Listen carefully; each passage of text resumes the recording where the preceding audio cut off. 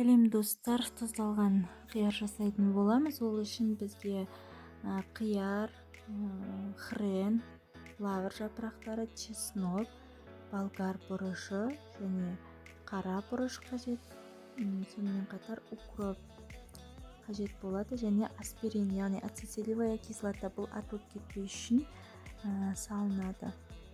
Мен 2 литрлік 2 банка, яғни 4 литрге шақтап жасадым. Сіздер өз мөлшерлеріңізге қарай жасасаңыздар болады. Ең біріншіден банканы алып, оған қажет ингредиенттерді саламыз біртіндеп. Яғни бірінші біз мұқият қақпақты қойып қоямыз, өйткені ол микробқа толып кетпеу керек.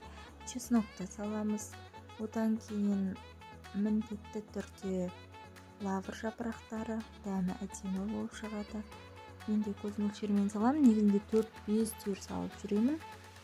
Одан кейін біз қателеспесем хренді саламыз, қара бұрыш саламыз.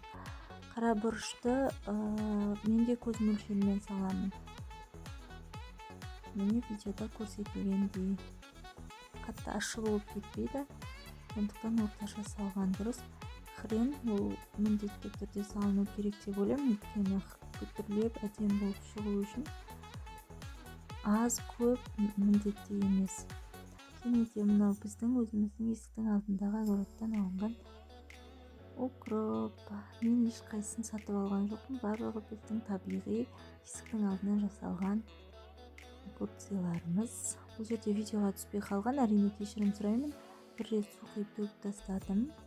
Екіншісінде де осылай төгіп шығамыз. Мен арасын 50 минут саламын. Кейде 40-50 минут салып, 2 рет құйып, екіншісін міне тағы да төгіп тастаймыз. Таза болу үшін.